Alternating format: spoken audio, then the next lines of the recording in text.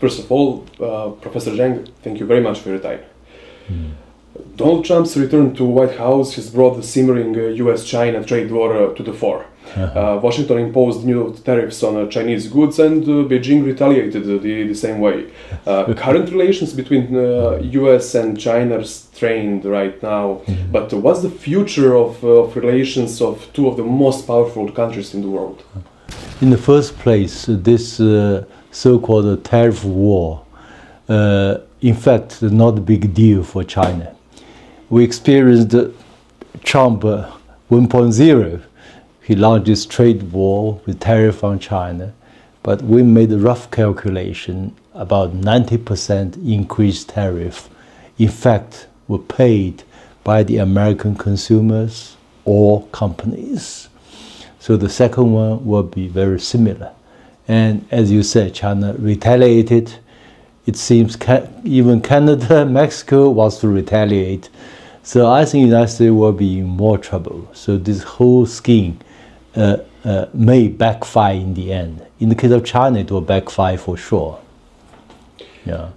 But the relations between two countries are not as good as maybe third party would like to see them. Let's say from Serbia, your two most powerful countries in the world. Where do you see them these relations in the future?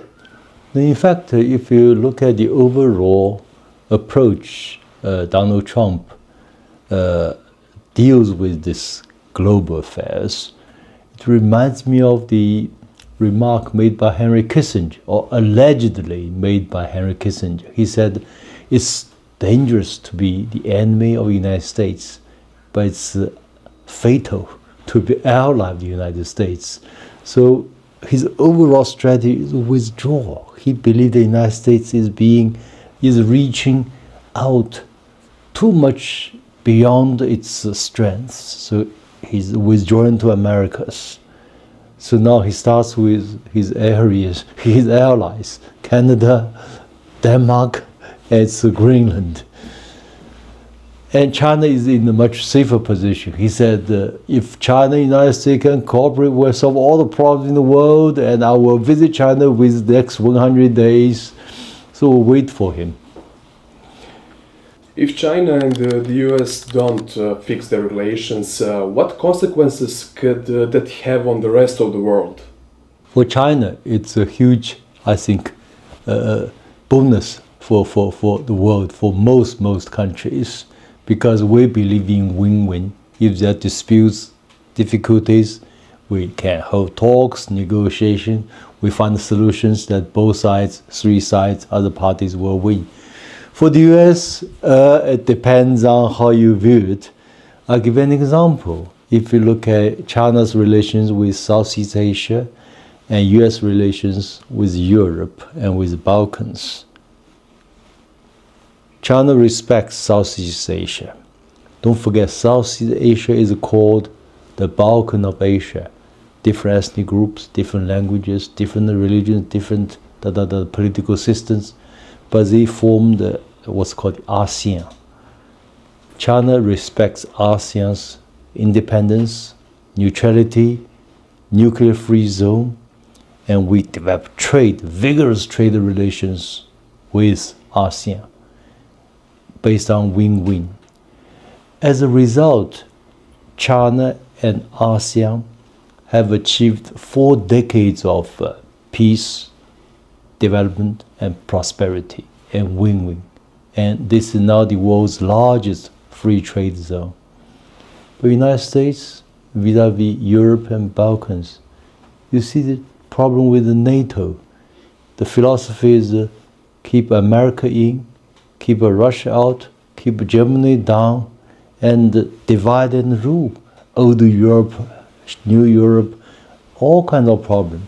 Chinese philosophy is unite and prosper. US philosophy, divide and rule. It's totally different. So the world eventually will move more in this right direction that China represents, I believe. But what the US needs to do to become a good partner for China? Do you see anything that the United States should do right now? Basically, United States should reform itself, its behavior in international affairs. And we give some credit to Donald Trump. He said he will no longer fund the US aid, etc. In other words, he promotes color revolution, create problems, troubles in so many parts of the world. In the United States also itself suffered so much. And Donald Trump made the calculation, United States became poorer. He always say America is a failing nation, we waste so much money in wars and destructions, unnecessary ones, So I think hopefully the United States will withdraw. Indeed, it's what kind of unnecessary intervention in other countries and try to build America, build its own country better. If you look at the US infrastructure, as Donald Trump said, for the best infrastructure, you have to go to China, not America. United States is more and more like a developing country. Actually, I share Donald Trump's view. United States should focus on itself, domestic economic development, and also reform its political system. Yeah. China is present in our region, especially in Serbia. Yeah. China is one of the main partners, economic partners of Serbia. Yeah. But Serbia is also a candidate country for the EU, and Brussels does not see favorably the Chinese influence in our country because they think this is their sphere of influence precisely. What kind of future do you see for relations between Serbia and China, given the current geopolitical state of affairs? I think China and Serbia are two independent countries, and their relationship and partnership and what we call comprehensive strategic partnership are formed within our own political, economic, social context. And Serbia want to join EU, some support, some against, but that's Serbia's domestic affairs. So I think these are two separate matters. I myself did my PhD in Geneva University. I lived in Europe for 20 years. And I know this deeply rooted bias against China, against Serbia, against Russia. It's not something superficial. It's deep-rooted. Only you have lived in Europe for so many years, you know this by instance. So they try to find another excuse, But I think Europe itself will draw lessons. I went to Brussels many times, I talked to our think tanks. I said, for instance, BRI initiative, Belt and Road Initiative, will help Africa to build a new infrastructure, which provides many opportunities for Europe. You should also join us, because every year you have so many illegal immigration from Africa, because there you have problems with job creation. You need to create jobs there. Let's work together. But Europe, no. All these geopolitical considerations, ideological consideration, where democracy, your autocracy is stupid, I think. I said, we don't wait for you. We are like a bullet train, we move ahead. Now 150 countries join BRI. Brand new infrastructure for many, many countries, based on new principle, discussing together, building together, benefiting together. Same principle apply for China cooperation with other European countries, with Serbia.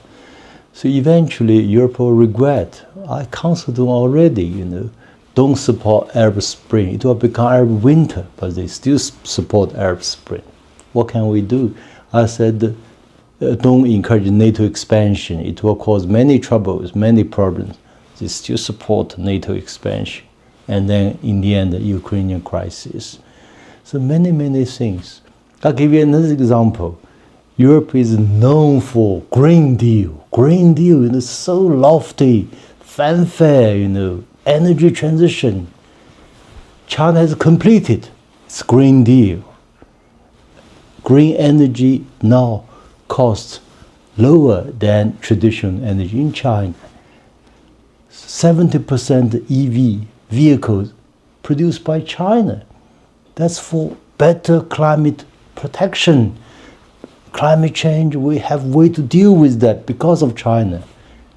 How we do it? No, but Europe still said, oh, no. I said, we don't wait for you. We had a good cooperation with Europe many years back on this Galileo system. You may know this EU GPS system. And in the end, they follow United States. They set a lot of restrictions on Chinese cooperation for this Galileo plan. We already made the investment, put money into it. And we said, sorry, we withdraw from this cooperation. We do our own. We have Beidou system. Now the Beidou satellite system is much better than GPS. Yeah, and this is also available for all BRI members. So really, I think EU eventually will realize they should really reduce this amount of arrogance. We don't buy this. Professor Zhang, thank you very much for your time. Thank you. Thank you very much. What do you guys think? How is his explanation about the Trump tariff threats? Please leave your comment below. We would love to hear from you. Thank you for making it this far. If you like this video, you might want to share it with a like-minded friend. Thank you, and as always, stay blessed.